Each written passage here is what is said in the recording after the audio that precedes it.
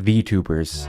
Once an extremely niche concept that took the internet by storm, and their dominance only continues. Today, everyone is a VTuber. Your current favorite streamer? VTuber. That Let's Play YouTuber you watched a decade ago? VTuber. The heroines in your visual novel? VTubers, or at least they were. Friend you haven't talked to in years? VTuber. The cashier at Walmart? VTuber. Even the computer overlords are VTubers. And you know what? That's cool. It's a great way to disassociate yourself from your IRL persona. Many people want to stay anonymous on the internet. Some want the opportunity to roleplay a character with their own backstories and unique traits, and some are just doing it to ride the hype train. But no matter why you do it, it's not easy. Sure, you might laugh when Hololive debuts their third line of rambunctious alcoholic space dogs, but there's always a human behind the model. Someone with feelings, expectations, worries, every time they hit that stream button or release a video. Because being behind their avatar doesn't mean they can escape from themselves. And that's what we're going to be talking about today. Oh man, I gotta sneeze. Specifically, we are talking about Vtuber Connect, a visual novel released based on exploring the behind-the-scenes feelings of not only VTubers, but their relationship with their fans and their fans' relationships to their favorite VTubers. It covers themes of loneliness, crushing expectations, parasocial relationships, and more. So without further ado, let's talk about Vtuber Connect. Oh god, how am I gonna explain this to my mother? Shoma Hasegawa is a first-year college student. He's had no success forming meaningful relationships in college and hasn't reached out to his high school friends since graduation. So he does what any young, healthy man would do in this situation. He becomes a VTuber fanatic.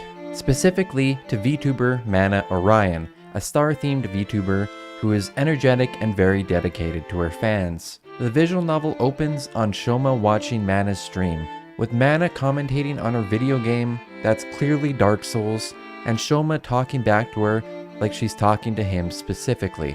Shoma's behavior immediately signifies the personification how many out of the loop see VTuber fans. Obsessive and disillusioned with reality.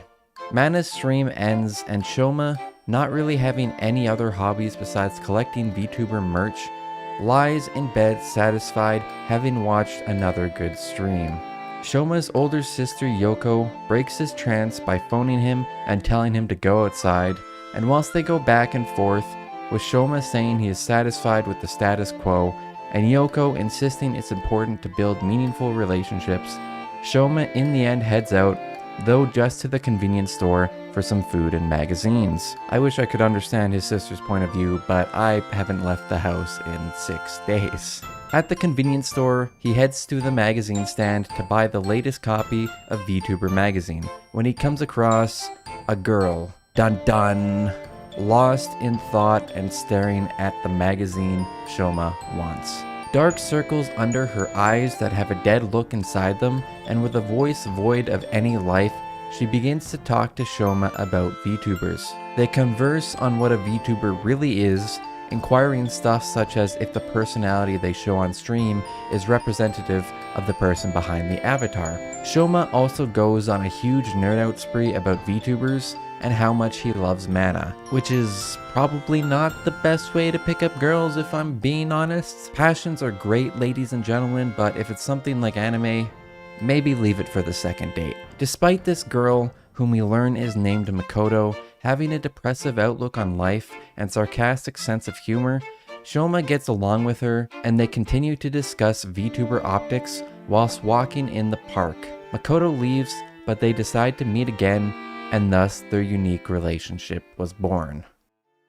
I think with this limited information you could probably surmise a huge amount of the plot of Vtuber Connect, but let me just say it's not the plot that makes this visual novel interesting to read, but the themes around it. Before I get into it, there are 4 characters in this visual novel: Shoma, Shoma's sister, Makoto, and Mana. Now I'm gonna let you think real hard about what this implies. It's not really a spoiler, the visual novel makes it super obvious, but I need to say it, so don't be surprised when I tell you Makoto is mana. Now, let's get right into it. The visual novel explores identity, both in the way of how one views themselves and how others view themselves. I think the concept of Vtubers is a great device for this theme, because it's certainly true that many people who Vtube use it as a way to explore a different part of themselves. For Makoto, it ends up being a way to be her ideal self, because she dislikes her personality that she has in reality. For me, I just wanted to be a cat. We all have our grievances. But it also becomes about perception and expectation. Makoto heard Shoma go on about his love for mana, so she is now aware of his obsession as a fan and feels like she needs to meet his expectations. However, whilst this relationship is unhealthy for Makoto, she can't help but indulge in her curiosity. She has her doubts about VTubing, and she is hoping that interacting with Shoma in a roundabout way will give her an answer. In Shoma's case, we see obsession and idolization in his favorite VTubers. He prides himself on not being a fanatic, but it's clear he has an unhealthy relationship with them if he's foregoing making real-life connections just to watch his favorite VTubers. In a way, it's a form of loneliness, but it's a self-fulfilling cycle. You are lonely because you don't have friends, you watch VTubers so you don't feel lonely, but you don't make friends because you only watch VTubers. Which, you know, as a officially certified VTuber, it's true my certification just hasn't come in the mail yet. Give me all your money. Haha. There are more themes in Vtuber Connect that are interesting to explore, but I think the pull of this visual novel is its discussion on those themes, and I don't want to rob you of that if you are interested in reading this. But I can give you my thoughts about the plot.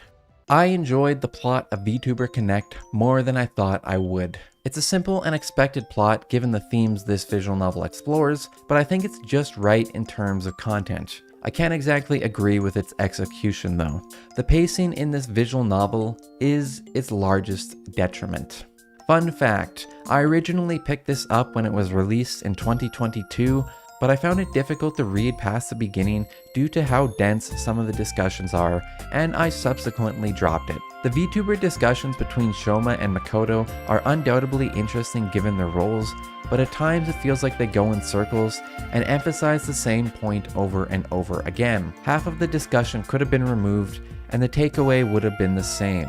It reminded me of Umineko in that sense, which is the last fucking thing I would think a visual novel about VTubers would remind me of. Though that being said, I would absolutely read a visual novel written by Adu Kishi about VTubers. The relationships between the characters change very gradually until one pivotal point in the story. Even then, Shoma and Makoto proceed very slowly in their bonding as they face their inner hardships. This bonding isn't necessarily the bonding of a couple, but the story never defines their relationship.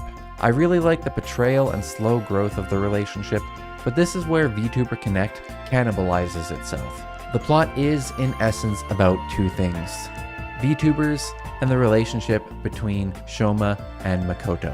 For most of Vtuber Connect, a nice balance is struck. However, near the end of the visual novel, it begins to get annoying, because they'll be having a moment and then they'll bring it back to the discussion of different themes of VTubers. This could have just been my impatience at the slow pacing, however, because the complete length is 4 hours, and that's 2.5 more hours than I thought it would be. The story beats are well defined because they're related to Mana's stream. If anything, this may be another reason the pacing feels slow, because the streams aren't every day, but no day is skipped in the telling of Vtuber Connect's plot. Time skips can be annoying, but I expected them to happen a few times here and there, and they just didn't. So it felt like a slog leading up to the conclusion of the story.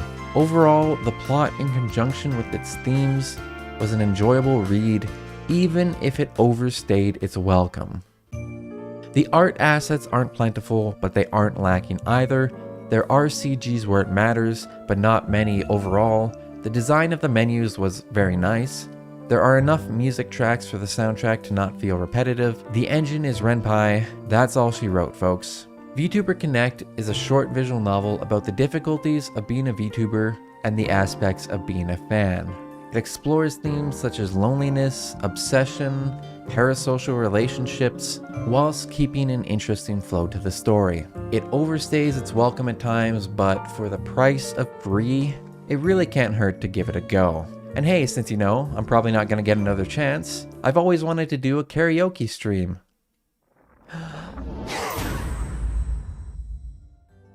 What should I spray paint on this wall? Okie bird. It's beautiful, concise, descriptive, and easy to remember. You still talk to Vox? You don't? I fucking hate that guy. I mean, maybe it will. If you get thrown into the pit of some black company, math tests and high school bullies will seem like a dream come true when you're looking down at a suicide net while eating a calorie mate on your unpaid lunch break. I'm a fan of Vtubers. I don't obsess over specific groups of Vtubers, just various ones big and small.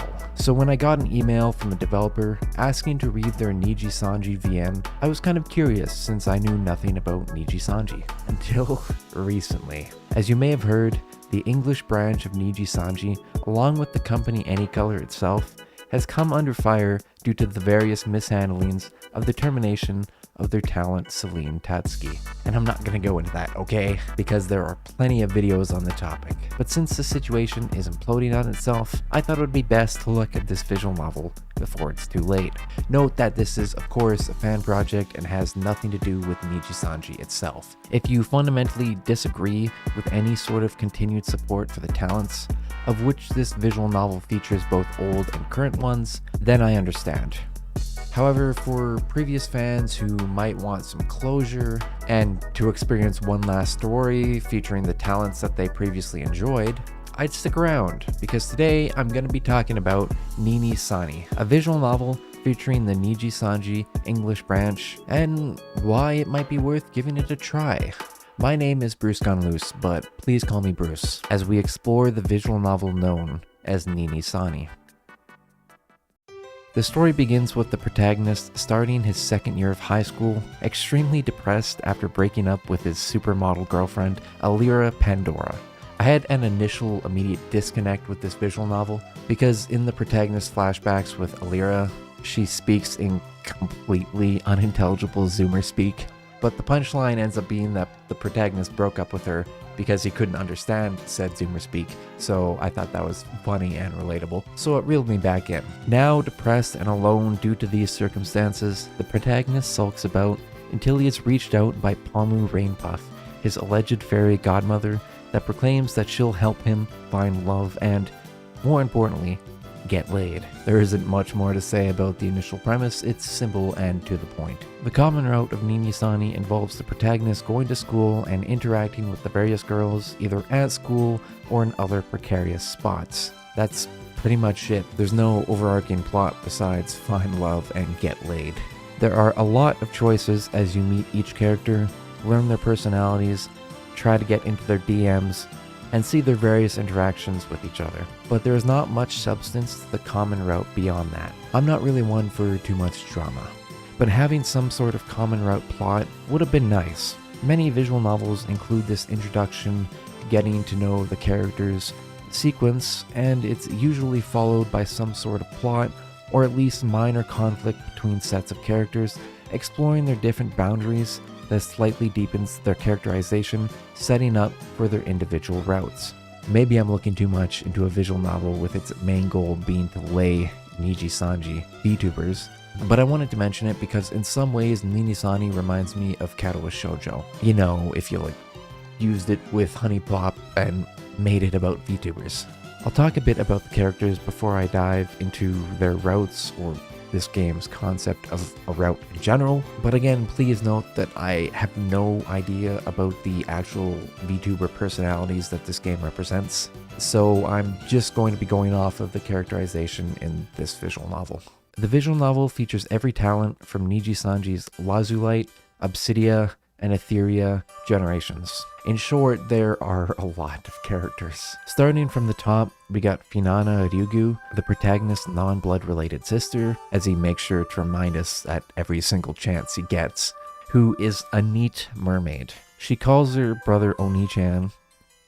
Absolute win. But yeah, just a neat. Her interactions with other characters are minimal. Alira Pandora is the Zoomer Speaks supermodel, Heavenly Sky Dragon, who is playful but chill. She doesn't go to the same school as the protagonist, so you don't see her very often, but since she never wanted to end the relationship in the first place, it's not hard to get into her route. Celine Tatsuki is the boisterous moon sky dragon who laughs all the time and jokes around with the protagonist, especially when she finds him with other girls. Though she dislikes lewd jokes, she also really likes guns. Pamu Rainpuff is the aforementioned love fairy godmother who is mischievous and lewd-minded. Her love advice is sometimes decent, but she mostly floats around the protagonist and hounds him about his lack of game. Rosemi Lovelock is the Ojo-sama of the bunch, who has her own fan club that she calls Buddhas. Pigs, it means pigs in Japanese. She has her innocent and adorable moments, however. Petra Gruen is the weeb of this universe. She meets the protagonist whilst playing an otome game in class, and is also found to be part of the anime club. She also plays the piano, and whilst she seems chill, she dislikes the protagonist initially for being a Chad. Reimu Endo is a ghost member of the disciplinary committee, and I literally mean she is a ghost member of the disciplinary committee who initially comes off as a positive character who's a bit of a stickler for the rules. However, after hanging out with her, the protagonist finds out she has a bit of a feisty and playful side beyond that. Enna Alouette is a blunt and foul-mouthed bird whom the protagonist often refers to as a gremlin. Beyond that, she likes violence and pranks, including literally kidnapping the protagonist on their first encounter. Not the best way to meet your future lover, but probably not the worst. Millie Parfait has a weird personality, and to be honest, I'm not really sure how to explain it. Most of the events in the visual novel involving her are instigated by her whimsical nature. Otherwise, it is said that she works a lot and she simps for Alira. Nina Kosaka is the protagonist's childhood best friend and the school nurse. She comes off as cool and caring in some ways, but also lame in others, due to her being a decent amount older than the protagonist. But she's a fox, so that's incredibly based. I finished the common route in about 3 hours, and finished the entire visual novel in about 6 hours total. Therefore, math dictates that I finished the 10 heroine routes in around 3 hours. Whoa, Scoob. As you could imagine, the routes are predictably short. In truth, it's hard to strictly call them routes with the length they are, because they are formulated of essentially 2 different scenes, a date and an epilogue. The summary is this. After the common route, you can choose how to spend your weekend depending on the affection levels you've gained with each of the 9 main heroines, with Pamu being the default if you fail to romance any other girl. From there, you get one scene where a date of sort occurs, whether you're out shooting with Celine, drinking with Nina, or jacuzziing with your non-blood related sister Finana, which always ends in an erotic scene. We'll talk about the erotic scenes in a minute. After this, you get an epilogue with said heroine some amount of time in the future, which is extremely brief and also ends in an erotic scene. I wouldn't call these routes bad, but they're sort of anticlimactic with how short they are. Mind you, this is sort of an inevitability when you include so many different heroines in your visual novel. Nijisanji's routes aren't bad, but I wouldn't call them satisfying either, unfortunately. I mentioned that Nijisanji feels like Katawa Shoujo and Honey Pop combined, and I think that's an accurate description. It nails the mood at some points to feel like Katawa Shoujo, especially in looks, only for Pamu and the protagonist to start using lewd language and strategizing on getting the protagonist laid, reminding you of Honey Pop in how it's written. One thing I found is that the characters often felt similar in how they were written. Some fall into tropes that make them unique, but others felt indistinguishable from each other. After reading the Nijisanji wiki, I can see the traits the developer wanted to convey in the characters, but in my opinion they should have been a bit more accentuated. Beyond that, it's worth mentioning that this visual novel contains a decent amount of Zoomer speak, off-color jokes, and very colorful language, literally mentioned by the developer himself. The writing style will not appeal to some people, probably many typical visual novel fans if I'm being honest here, and might even offend, but I didn't think it was all that bad. At the very least, Nijisanji kept me interested in reading for over 4 hours straight, despite being an amateur visual novel project about a VTuber group I know nothing about, so I think that deserves some merit. The visuals in Nijisanji are not incredible. The UI stands out as being well made and incorporates a style that makes me feel like I'm reading a visual novel from 10 years ago. Some of the UI is confusing. I couldn't figure out how to get out of the extra screen, for example. The backgrounds are real life images. Not much to say there. There are no CGs as you might expect, which is unfortunate because I would have loved seeing one of Finana getting spanked. And the sprites are exactly as you see. They are stills taken from the characters' respective VTuber models and run over with a few filters. Unfortunately, there is not a lot of variation in sprites because of this. Some characters lack the sprites needed to convey the emotion of what they are saying. I am sure Nijisanji's creator worked with what they could given the limited circumstances, but seeing the same sprites over and over can be a bit boring. That being said, they make use of motion quite often, moving the sprites around in accordance with the dialogue, which helps keeps things interesting. Nijisanji's erotic scenes contain very colorful language as you might expect, but that's the bulk of it. Given there are no CGs, it's hard to make an immersive erotic scene. Again, sprite motion is used to attempt to simulate what is supposed to be happening, but that can only bring you so far. I question the inclusion of these scenes in general. I don't know the talents nor Nijisanji's outlook on erotic content being made for their characters, but at least to me it seemed sort of sus to include it. That being said, this is likely the only visual novel ever made where the protagonist dies, has ghost sex with a heroine during his funeral, and then comes back to life. So consider the positives and the negatives. There isn't much else to say. Nijisanji is a Renpai visual novel. The developer took most of the assets without consent and openly admits it, saying, and I quote, "Ocean law, baby. Free men don't ask for permission. I respect the hustle, at least." Whilst most of this video has been focused on critiquing Nijisanji, I think it has its merits as a fan project. Of the English visual novels I've read, it's on the better side of the spectrum. It has a sort of raw earnestness to it. It's like the visual novel equivalent of someone burning their mixtape to CDs and handing it out to their friends. It's a bit scuffed, but you can feel the passion behind it. Sure, it's not winning any awards in its presentation, but it might be worth reading if you are a fan of Nijisanji. Even I, who is not a fan of Nijisanji, read this visual novel that, in turn, made me want to check them out. I'm not going to because it's pretty clear at this point that any color chose black as their true color, but it's the thought that counts. I appreciate the developer reaching out to me, and I appreciate you for watching this video. That'll be all.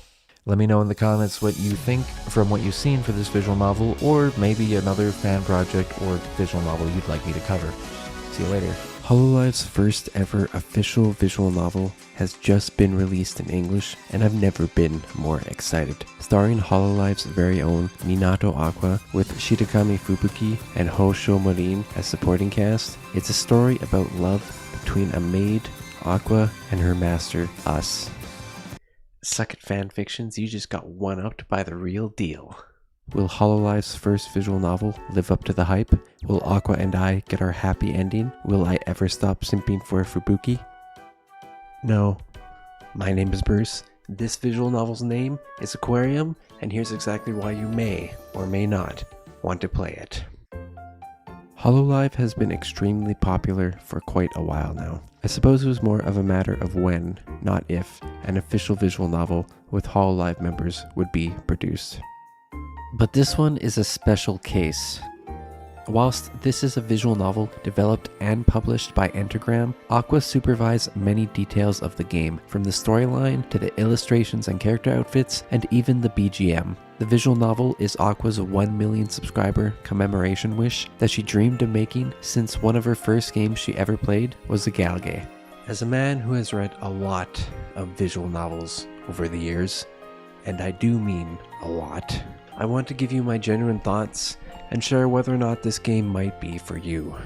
Especially to Hololive enthusiasts who might be intimidated trying out AQUARIUM as their first visual novel. Whether you buy this game to support Aqua or simply want to play a high quality Hololive visual novel, you'll find many appealing features here. But first, let's get acquainted with the story.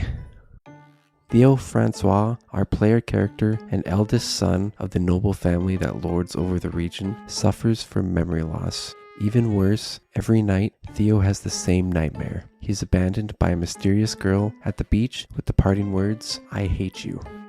Don't worry, Theo, I have the same nightmare, except in mine, women slap me and tell me to put my pants back on. His nightmares are often interrupted by Marine, a loyal maid of the Francois household. She's energetic, happy-go-lucky, and dirty-minded. I mean, she's Marine. Whilst Fubuki and Aqua feel like they're playing characters compared to their HoloLive persona, Marine is just herself. And it's funny, yet kind of scary how well this fits into the visual novel. Marine voices her concerns when Theo mentions how his nightmares are ongoing, but despite that, she rushes him along so they make it in time for breakfast with Fubuki. Fubuki, or should I say Fubuki One-san, is very strict with Theo, since he is next in line as the oldest son of the Francois family. But when push comes to shove, she cares deeply for Theo and is worried that his nightmares will continue to get worse. Garnering the nickname Silver Fox, she excels at everything she does and is a role model for all noble women. I also just want to mention that the Silver Fox thing is just a nickname. She and Theo are blood related, yet nobody at all mentions that she is a fox. She just do be. Fubuki lets Theo know that a cute but inexperienced maid will be starting with them today, and she'll be Theo's personal handmaid from there on. Introducing Aqua, Pachi Pachi Pachi Pachi Pachi. She's shy and clumsy, but endearing in the way she gives it her all. But she's really clumsy. And did I mention she's... Also, her obsession with cats is adorable. I mean, look at that. OP plays, and from this point on, it's Aqua learning the ropes of being a Francois family maid with the help, or lack thereof, from Marine, with Theo becoming more interested in Aqua and Fubuki keeping an eye on things. A good half of this visual novel is slice of life moments, with a key focus on Aqua and Theo's advancing relationship as Theo finds himself mysteriously drawn to Aqua's charm. It'll be less mysterious if you browse r/hololude for 5 seconds. Approaching this visual novel, I was afraid the story wouldn't live up to the HoloLive hype the talents bring with them, but I was sorely mistaken. Typically in shorter visual novels, the story will lack narrative depth and character development due to the condensed writing style that scenario writers will employ when targeting a shorter visual novel length. In AQUARIUM, it's true the visual novel is a shorter length, being around 7 to 8 hours, but due to the simple nature of the story and the focus being on Aqua, this ends up being the perfect amount of time to tell the story they wanted to tell. The story of an unbecoming blossoming love between a clumsy maid and a wealthy noble. The VN being short also benefits its pacing. You know when slice of life bits just go on and on and on and on, and you start losing interest in the story? Well, mondai nash. AQUARIUM is the perfect blend of slice of life and, I wouldn't say action, but eventfulness. It employs a lot of cliches seen in anime and visual novels, but you can't really fault them for that. I can see this being many people's first visual novel, and it'll be easier to ease into the experience with familiarity. This is unrelated, but I think the ending will piss people off. I thought it was hilarious and beautiful, but they employ one of the most frowned upon story conclusion tactics. And speaking about endings, there are 2 joke routes, one for Marine and one for Fubuki. Despite how short they are, I appreciate the fan service. 10 out of 10 would eat spicy food with Fubuki again. When all is said and done, there's one final chapter that focuses on Theo and Aqua going to the festival together. Because what is a Japanese media without Matsuri? It's actually a pretty good final chapter, so I'm glad they included it. AQUARIUM's storytelling is enjoyable and worth reading to the end. I don't know what else to say. I may be looking through the rose-tinted glasses of a HoloLive enjoyer, but even with my pride as a reviewer at stake, I can say if you enjoy HoloLive, you will enjoy this visual novel. It's very clear to me that this was a passion project from Aqua and the involved HoloLive members. From the title screen onward, there's a lot of polish put into the story itself, the voice acting, and the art. Every character's voice acting is top-notch, but I suppose that's to be expected from the esteemed members of HoloLive. That being said, what brings AQUARIUM closer to mediocrity is pretty much everything else.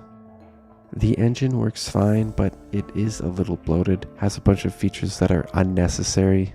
Seriously, who would want to speed up the voices? It sounds awful. And it's not primed for English because it cuts off words once the line ends, which is extremely annoying. And is that the Holy Scriptures? Besides the phenomenal vocal tracks, AQUARIUM's looping soundtracks that reoccur are pretty run-of-the-mill. You got your everyday slice of life song, your silly things happening song, etc. They are all fine soundtracks, but not memorable enough for me to distinguish them from any other moe-ge I have read. But I hate to end on a bad note and have yet to talk about one more thing: AQUARIUM's art. The art is fantastic. It's crispier than my mom's homemade twice-fried shrimp dumplings, and that's a good thing. My arteries say hi. What's more, there's a huge amount of sprites, especially for Aqua, which helps accentuate each character's feelings. The backgrounds are good, nothing to write home about, but transitions too? God has not forsaken us. If you are a Hololive fan, you should be reading AQUARIUM. And even if you're not, I might still recommend this, just maybe not at its steep price. AQUARIUM is a passion project at its core, and whilst the story is a bit cliche, it makes up for it for doing what it does very well. On the visual novel Richter scale, this visual novel ranks up there with my shorter favorites. And hopefully that'll be true for you too. Aqua, you made a fine visual novel, and I hope you are proud. Ladies and gentlemen, this game has been AQUARIUM, my name has been Bruce, and it always will be. Peace. This ASMR YouTuber made a visual novel, and it's not quite what it seems. Today, we're gonna be reviewing it. Lucky me. For some reason, I always get drawn into reading visual novels created by or about YouTubers, usually Vtubers, and they're nice and friendly and sweet and happy. This one in particular is made by Radish ASMR, a perfectly normal, relaxing ASMR channel, as you can see. And I'm not gonna hide the open secret. This is a surreal horror game akin to Doki Doki Literature Club. I will have spoilers for the beginning of the story, but nothing after the inciting incident. And I do this in hopes you give this a try after this video, because this game has not got the recognition it deserves. So let's jump straight in and hate our lives. My name is Bruce. This game's gonna scare the crap out of me. And welcome to Kimochii Classroom. Part 1, The Humble Beginnings. Simon is just your ordinary second-year high school student, living his best life with his friends and family. Simon isn't the smartest kid in class, a bit dunderheaded at times with his actions, but his heart is in the right place. His sister Chico, a passionate, energetic lover of music, makes him breakfast every day as they revel in their sibling bond and head out to school together. She also seriously loves idols, and she will have you know it. Going to school, Simon meets with his best friend Annabelle, a cheeky, outgoing girl who is pretty much glued to his hip. She always helps Simon study and keep him from failing his classes, most notably math. Rarely, he'll also see Felicia, the intelligent heiress to the Arison Corporation with an ice-cold personality. They've never interacted, but sooner rather than later, she'll come on to Simon's radar. After school, Simon heads to his part-time job. He works to secretly support Chico's light music club from behind the scenes as a server at a bar. His coworker is Mayuka, a mature and convivial woman who is not afraid to quip with Simon. Along with a kind and understanding boss, Simon is quite happy with his job. Usually finishing late in the evening, he comes home to a skillfully prepared dinner made by Chico, and this finishes his day-to-day life cycle. And they all lived happily ever after. You fucking wish, buddy. Part 2. The humble, oh please God, no. On a normal day like any other, Simon's walking to school and notices Felicia looking bemused. Following her gaze, he notices a school bag on the tree and putting 2 and 2 together, he climbs up and grabs it for Felicia, who promptly accepts it and walks away, not saying a word to Simon at any point in this exchange, the man in question shrugging it off. Though later at school he learns that Felicia is missing something important. In the evening, as Simon is working at his part-time job, taking orders from a couple of delinquents, he realizes they were the ones who threw Felicia's bag in the tree, not to mention the fact that they have her missing object, which looked to be a charm. With a bit of fandangling and roughhousing a la the help of Mayuka and his boss, Simon successfully retrieves the charm, which, to be honest, good for him, considering the stuck-up owner of the object who already snubbed his kindness once. Simon gets home, accidentally dropping Felicia's charm and revealing a secret panel, exposing a wheel which, after he fidgets with it for a bit, he unlocks a USB connector. Despite an uneasy feeling, he puts it into his computer and finds that'll be a secret. Not only is it a choice whether or not to look, but it clues you in to the underlying mystery aspects of the novel that come together by the end. This is a review, not a summary. But things happen, time passes, play the game. Simon confides in Annabelle, letting her know that he has found Felicia's charm. One thing leads to another, she accidentally lets it slip in front of Felicia, and Felicia herself approaches Simon in a dark alleyway. Now, ladies and gentlemen, I'm just a guy who plays free visual novels on Steam. I don't know any radishes that do ASMR, and certainly not Yandere ASMR. So when this fucking happens, yep, no, fucking out, bro, not today. Because I'm assuming her problem is not that she didn't get the Happy Meal toy that she wanted. I was playing this at 2 a.m. So naturally, I said to myself, motherfucker, got up, turned on the light, and left the room, not returning until daybreak. Part 3, Daybreak. I love how in the trailer it asks, who will you meet first? Apparently the fucking Grim Reaper. Spoiler alert, she doesn't kill Simon. Because if she did, I would have been happy to know that's the end of it. Luckily, Kimochii Classroom goes right back into being that happy slice of life game you know and love. With one major difference. Felicia is no longer a stuck-up bitch, which is kinda scarier than if she still was. The clock went cuckoo and now Felicia is a friendly, outgoing girl. And that brings us to the end of the inciting incident of this plot. Where it goes from there is up to you to find out, but is it worth finding out? That is what the rest of this video hopes to tell you. As you may be able to guess, this visual novel takes a lot of inspiration from Doki Doki Literature Club. Many visual novels in recent years have tried and failed to recapture the lightning in the bottle that was DDLC. And whilst they nonetheless found decent success despite that, does Kimochii Classroom finally achieve the impossible? Let's find out. Part 4, the review, featuring Meth. Kimochii Classroom really sells Simon's life by going through it one step at a time. Simon wakes up, has breakfast with Chico, goes to school and hangs out with Annabelle and Felicia, goes to work and chats with his coworker Mayuka, and then returns back home after a shift well done. While formulaic, it gives a sense of consistency to his life, which I totally respect because I have no consistency in mine whatsoever. This can be repetitive, but with time skips here and there, it doesn't become a nuisance.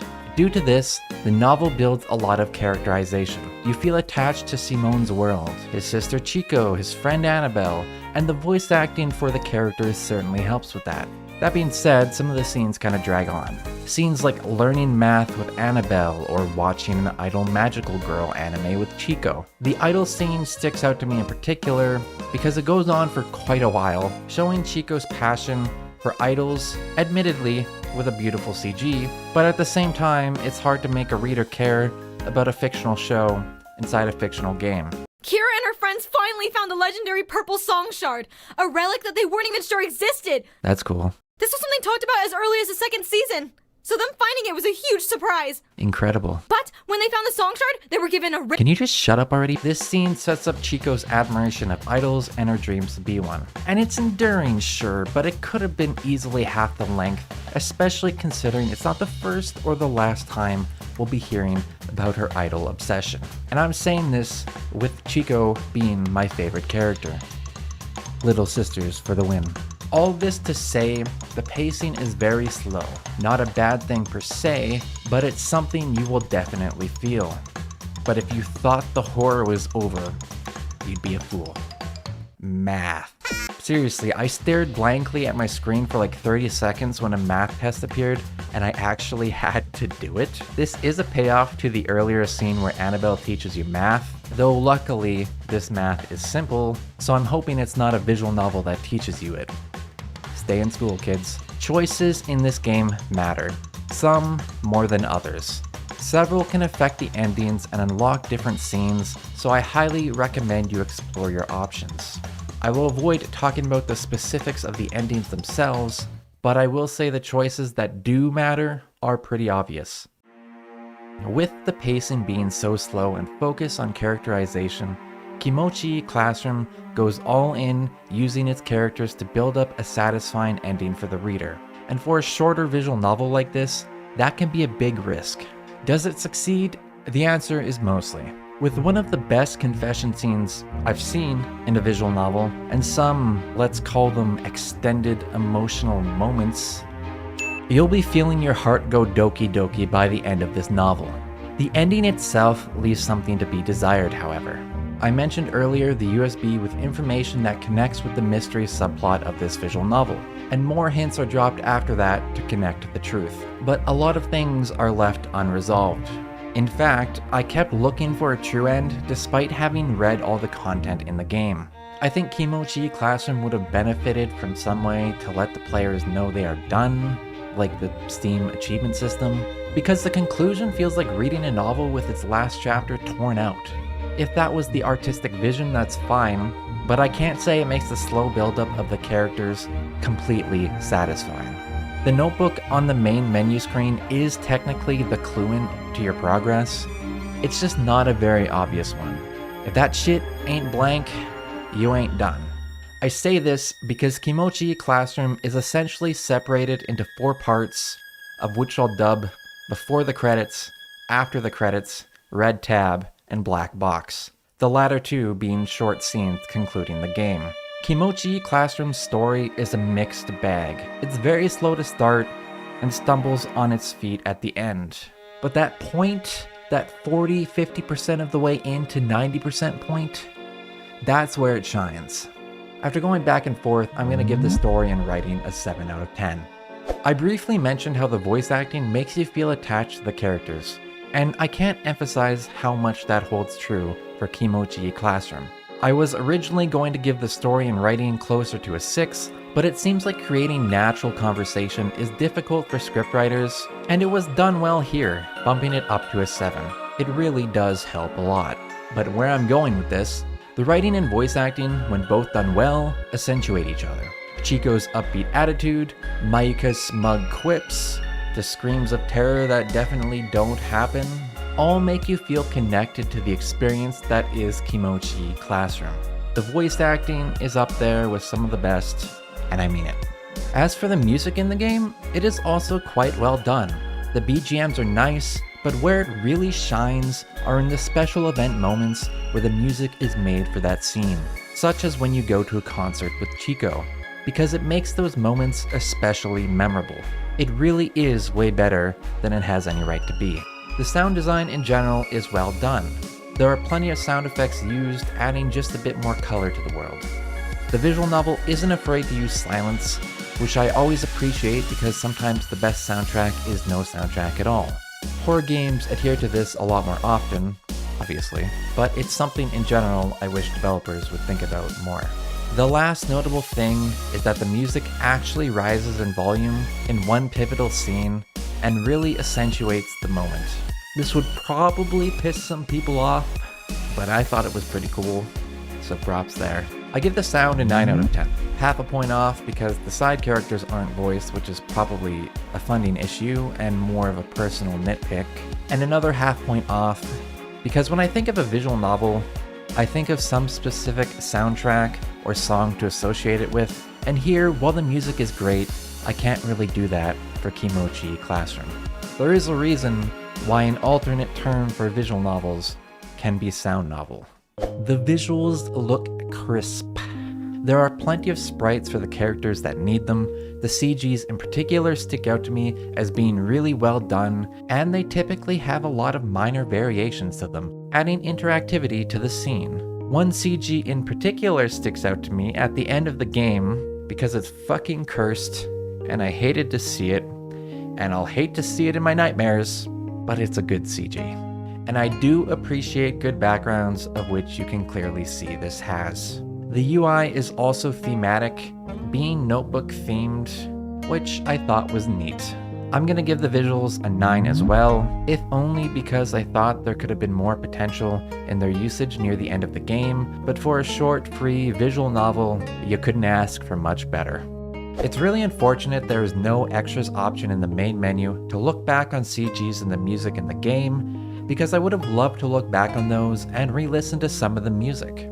In certain scenes, the novel forces you into an auto mode, frustrating for skipping through the game, but also properly used for dramatic effect. I do not like losing control in a horror game, even if all I'm doing is clicking.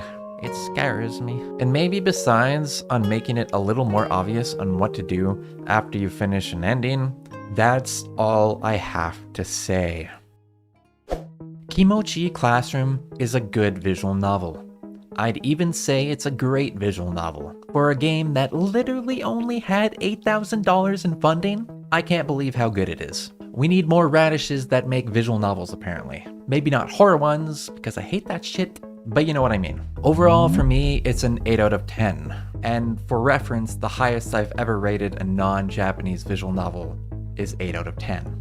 Kimochii Classroom is a well-packaged experience, and it does a lot of things really well. I fear it may lose people reading it due to its slow nature, and may gain people's displeasure from an abrupt ending, but when it runs, it sprints, and you very rarely see something like this come together so well in a non-Japanese visual novel. I truly hope more people give this a try, and if you've already played the game, let me know what you think of it in the comments below. Thanks for watching. I'll see you next time. New VTuber visual novel drop, boys. No time to be wasting. Today, we are looking at an unexpectedly released VTuber visual novel, because you know I love those, focusing around a VTuber named Kimochii Syrup, who I haven't heard of before, until I picked up this game known as Yume Utsutsu Dreamy Syrup. And Kimochii, I just gotta say, this one's a doozy. In Dreamy Syrup, the protagonist, or in this case you, is a college student and an avid fan of VTuber Kimochii Syrup. While watching your favorite VTuber at night and living a relatively dull life day to day besides that, in one particular class, a girl always sits beside you despite the fact there are many other open seats. Her name being Ama Sato. One day she forgets her pencil case after class, and while you rush to bring it back to her, you notice she has an Kimochii Syrup keychain, much to your surprise. Once you return it and the conversation begins, you realize she too is a Kimochii Syrup fan, and with that shared enthusiasm, you become friends and grow closer. As you can see, this is the cliche, protagonist ends up connecting with the person behind their favorite VTuber but they don't realize it plot. But there's not necessarily anything wrong with that. These types of games are made for fans more than anything else. But if I was a fan who bought the game to read in English, I'd be disappointed. Before getting into why that is, let's wrap up the rest of the story elements, which is one of the better aspects of Dreamy Syrup. The protagonist is obviously a self-insert, so besides his love for Kimochii Syrup and his lack of direction in life, there isn't much to say about him. Kimochii Syrup, the VTuber, is And note, this is the impression I got from the game before watching some of her live streams, is an energetic and loud VTuber. I mean, seriously, listen to the pipes on this woman. Don't forget to like, it helps the channel. Just thought I'd throw that in there, since we have time. Because we do have time.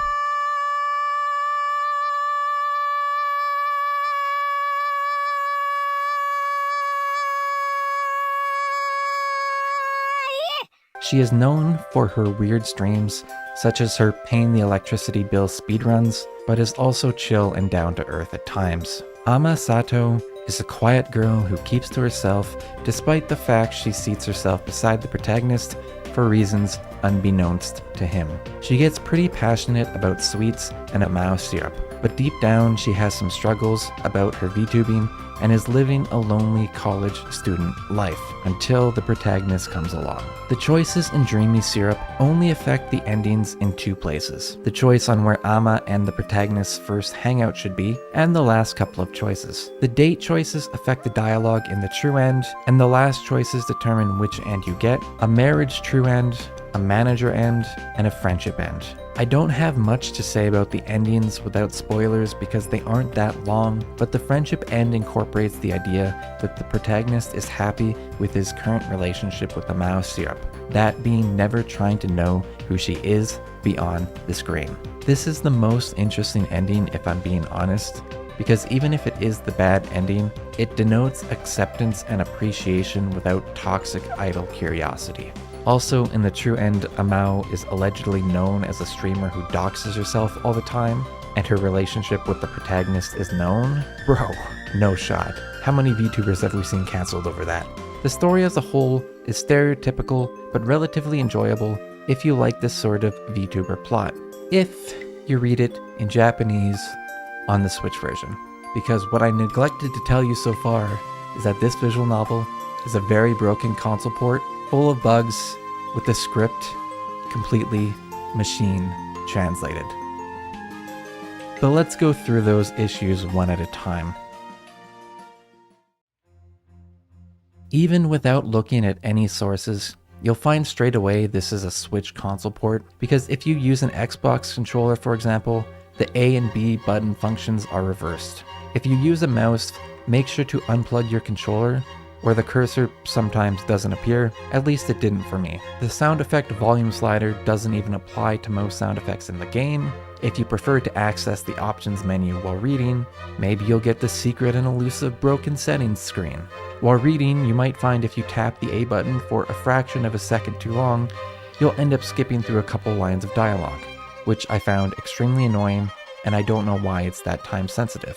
And Lord forbid if you go back to the title screen with the controller controls, because they don't actually activate until after 6 seconds of waiting. Okay, and just to make it clear that I'm not like editing footage here, so this is me going into the config menu here, and then I go back, and then notice how I can't do anything.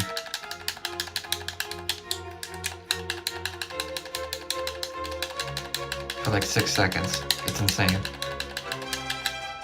Yeah, that's how long it takes. You go in the config menu again, go back, happens again. Can't even go up or down, of course. So, yeah. In conclusion, pretty buggy.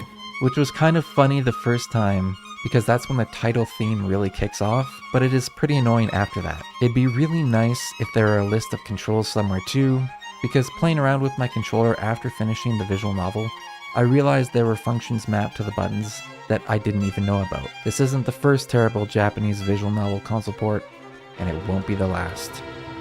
But these issues exacerbate an already bigger encroaching problem for non-Japanese readers: the machine translation.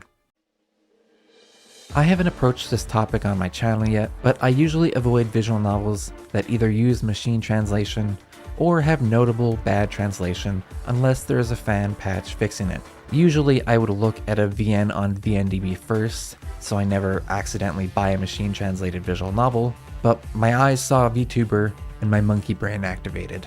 Then, when I launched the game, and saw every language known to man, including ones I didn't even know existed, I knew ChatGPT-kun was the lead translator. I would have refunded this, but since they put this machine translation on the Switch and Steam store, this is the product they want to sell. And by God, if I have to be the only one who reviews this game in English, and probably the only one to read it too, then so be it. For the most part, the machine translation gets the job done. But where it doesn't, it's rough. Occasionally you'll have sentences that make sense, but sound abnormally obtuse and make you do a double take. But the more pressing matter are sentences like, me, I wouldn't long time, which happens due to one of the areas where the English and Japanese languages differ. Context. I'm not going to sit here all day explaining it, but just know that this and other differences between the languages confuse the machine. Another example is pronouns or lack thereof. In the true ending, for example, there is a conversation that flips the first person singular I and second person singular you, which leads to a weird exchange between the protagonist and Ama. It's not unreadable by any means, but if you aren't used to Japanese or the machine translation shenanigans, you might get a little confused. If possible, reading in Japanese is the best way to enjoy Dreamy Syrup. Taking a break from the bad, the sprites have animated eyes and look cute in general, so overall pretty nice. I mean, there are only 2 characters in the visual novel, and technically they're the same character. But especially because of that is where this is important. There are also a lot of high quality CGs with variations for the length of Dreamy Syrup, which is frankly awesome. At the very least, the game looks great. Also, I really appreciate the extras menu has a decision tree. For a smaller game like this, it probably wasn't needed, but they are always nice to have in visual novels with multiple endings. I mentioned Amao is an energetic and loud VTuber, and in her VTuber parts, she really voice acts that role well. As you heard earlier, the voices of Ama and Amao are distinct enough to be their own characters, yet clearly the same character. And so I'm not sure how much experience Amao has voice acting in large projects like this, but I think she did really well. Funnily enough though, the sound editing team should listen to their work before they deliver it. In a couple lines throughout the novel, you hear Amao start a line, stop for a second, and then re-deliver the line, clearly going for a better take. It's not that noticeable, but where there are minute mistakes to be noticed, Bruce is on the job. Also, there are like 3 BGMs that play through most of the game's scenes, which is definitely noticeable and somewhat annoying. I guess you could say that when a new BGM plays, you know it's going to be an interesting moment, but that's not how I would approach directing a soundtrack for a visual novel. The main theme itself is catchy, but not entirely remarkable. As the product stands, I'd rate it a 3.5. I just can't go any higher with machine translation and a janky reading experience. If you gave me a perfectly working engine, a couple more BGMs, and a perfect translation, Dreamy Syrup would get about a 5.5. And that's close to a 6, which I consider a pretty good visual novel rating, especially since I rarely ever rate 8 and higher. And for the most part, that's the experience you'd get reading in Japanese on the Switch. But to be absolutely honest, my rating doesn't matter here. VTuber visual novels like this are not about being an expansive, memorable story. They are about a personality you love that carries your desire to experience it. Even if you don't know the VTuber, such as I in this case, you can still enjoy the visual novel. It's just not made for that audience. It's made for Amao fans. So just keep that in mind before taking my original rating of 3.5 out of 10 into context. I also need to mention that whilst being the face of Dreamy Syrup, and certainly the best part of the visual novel as a whole, I don't blame Amao for my dissatisfaction. I've watched some of her streams while writing this script, and they were pretty enjoyable. The main points I have issue with were on the developer and localization side of things, and likely not in her direct control. There are probably no issues in the Switch version, but I'm not buying that to find out. And speaking of buying, the exclusive physical version of this game cost around 89 USD when it went on sale, which I guess isn't insane for Japanese Amao fanatics. But the funniest part is they lock naming your protagonist to this version only. Yeah, A bit too much money for me. I think I'll stick to being AQUARIUM from now on. When the visual novel ends, it fades to black instead of white, which is borderline criminal. Because if you ask me, a story isn't over until it fades to white. But maybe it's a sign that the story isn't over, and that it's just the beginning, for both Amao and for me. And so I hope you'll tune in next time for my next visual novel review. See you later.